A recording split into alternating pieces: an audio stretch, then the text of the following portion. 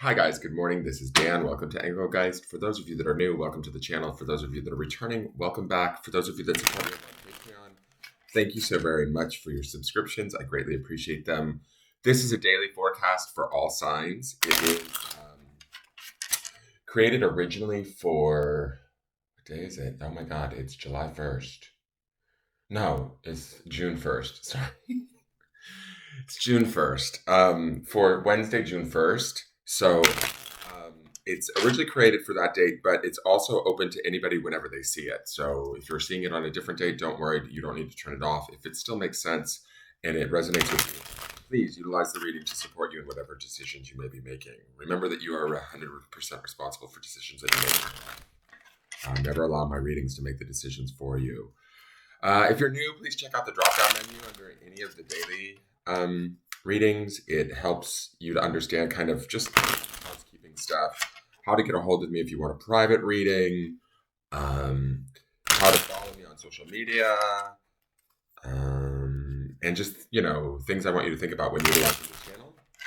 Also, what decks I'm using currently and things like that. I include that in that information. So we're at June 1st, so we've switched over decks. I have a new Oracle deck that we've never worked with before, and then an old favorite tarot deck that I'm going to use for this month. I just felt drawn to bring this about.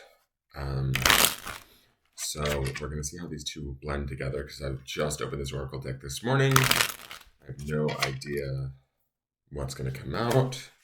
So we'll see what sort of messages we get this month. I will be referring back to other cards that you're not going to see in this reading. Those are from the underpinning energy. That is the Sunday reading, and that populates in the lower left-hand corner after this reading. So if you want to watch that, just so you have a better point of reference, you certainly can. And that just gives another layer to the daily readings, right? As the left energy is kind of brewing underneath. So let's see what's going on here. Cards. Please hit the like button, the thumbs up button. Please share the video out. Subscribe to the channel if you're new to me, and also share the channel out on your social media, in groups where it would be welcome. I greatly appreciate it. It just helps me to get the word out. So, all right, I will take it. It is the King of Cups today. Now, this is the White Sage Tarot. It's an old favorite of mine. Just wanted to say that. I love how he's having his little coffee in the morning, as am I. He's got a little cup of coffee in his hand. The King of Cups is oftentimes very emotionally available. He can be a bit of a sap, in my opinion. I mean, but not in a bad way. He can be a bit a sap is maybe a bad word. Like, how do I want to say the King of Cups? I feel like the King of Cups is in touch with his emotions, and is not afraid of them, right? He owns them. He's the king, right? He's been through his emotional sort of gamut. He knows how he feels. He's well aware of the importance of his feelings, and his feelings are oftentimes indicative of the barometer of where he's at in his world or in his life, right?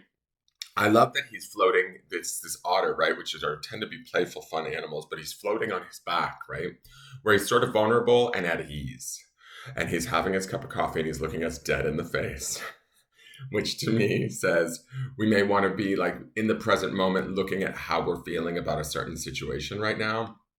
Are we feeling good? Are we connected? Are we in that space of love, right? Because he would be, for the weekly grounding stone, the word is love. That's supposed to be sort of the what's the word I'm looking for? Oh my God, I'm drawing a blank. The principle that we should be grounding in all this week, right? And the King of Cups would definitely be well versed in this. He's not afraid to love. He's not afraid to be vulnerable to love or compassion, even if he potentially runs the risk of getting hurt. He understands that what others perceive as a vulnerability, like emotionally so, he sees as a strength. He sees as wisdom. He sees as, information, right? That he uses as his guide. Oftentimes, the Cups cards just tend to be more intuitive in general because they're connected with the emotions, right? So they're tapping into like kind of what the signals are that they're getting emotionally to let that be their guide.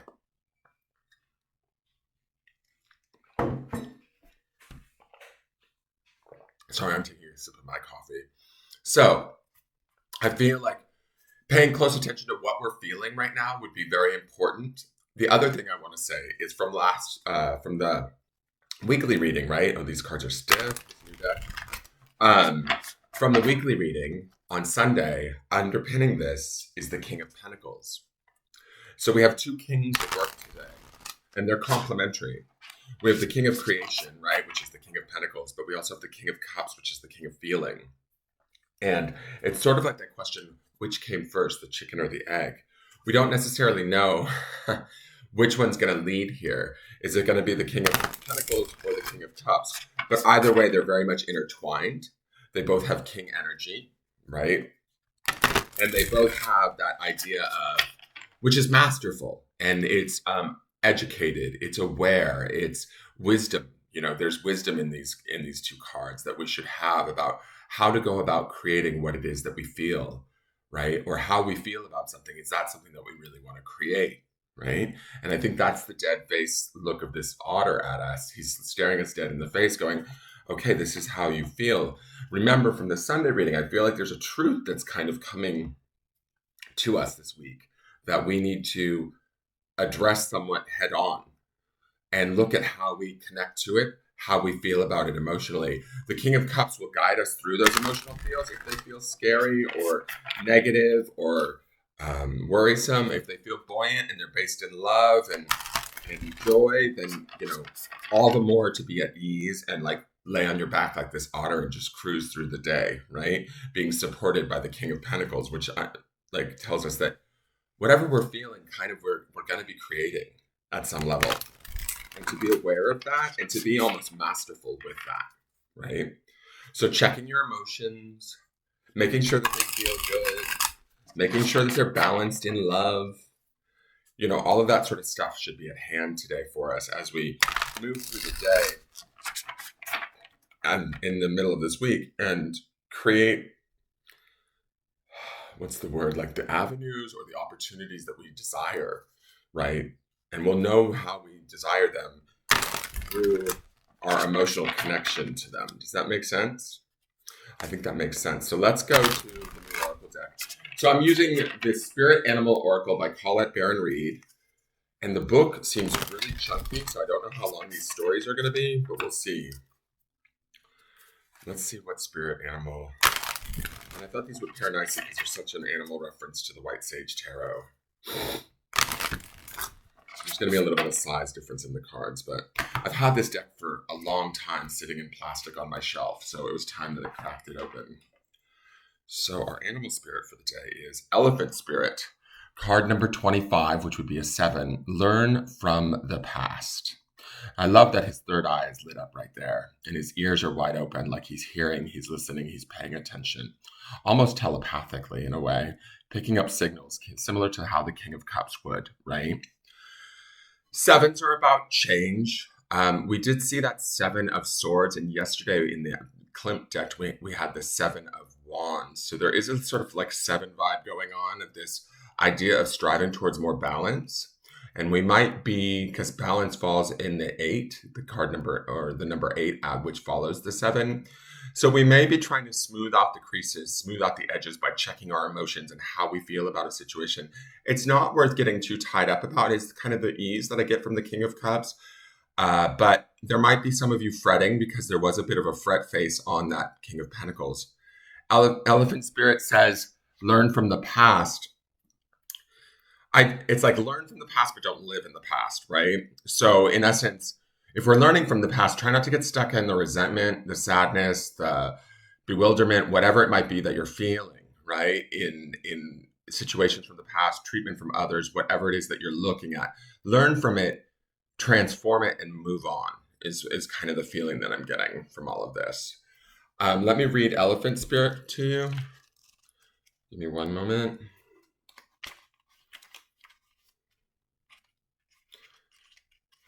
I'm going to find it. These are little long stories, but it's kind of cool. Okay, Elephant Spirit, learn from the past.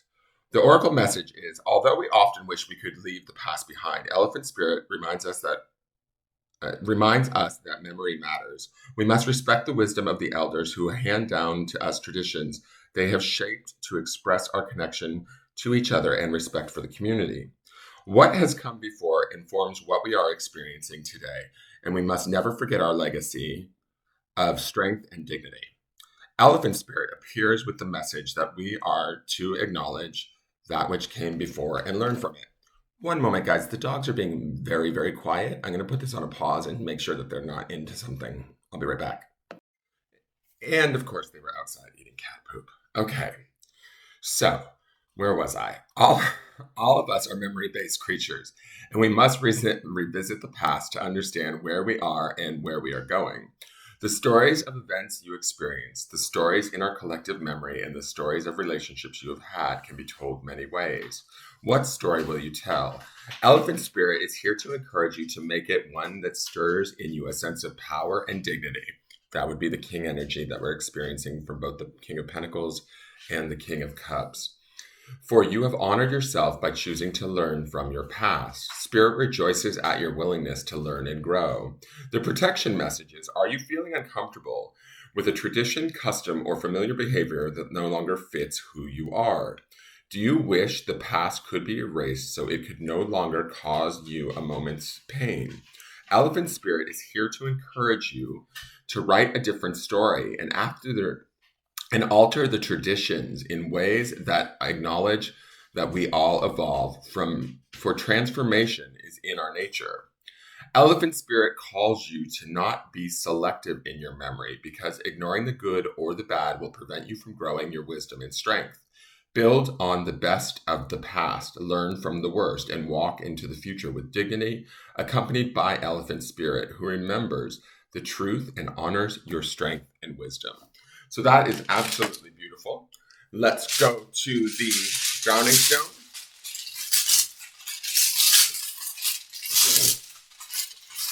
The principle we should ground in today is remember, which is perfect for Elephant Spirit, because he says to remember the past or learn from the past. So going through some of those emotions, some of those things that we might hold from the past that maybe emotionally hold blockages for us, we may need to look at them and release them, right? Or let them go so that we can move forward, so that we can transform them, so that we can change and that we can create something new and different. That would be the King of Pentacles energy. Remember, and I don't know, sometimes these cards can shift and change, but we have that Seven of Swords coming up, and Seven of Swords is not the greatest of cards that underpins the latter part of this week. So there's probably something that we may need to let go of within ourselves, within our memories, within our traditions or beliefs that we need to learn from and then release, and then, give it a little love and transform it. And thus we transform ourselves. I hope that makes sense, guys. It sounds like it makes sense to me. So I look forward to seeing you guys tomorrow so that we can see where this all transforms and changes. Remember, these two kings are working in our favor. They want to help us along. It's not the King of Wands, Dan. It's the King of Cups. And we will see you tomorrow. Thank you so much for tuning in. Please like the video, share, comment, and subscribe. And I look forward to seeing you guys in tomorrow's video. All right, take care and have a wonderful day. Bye-bye.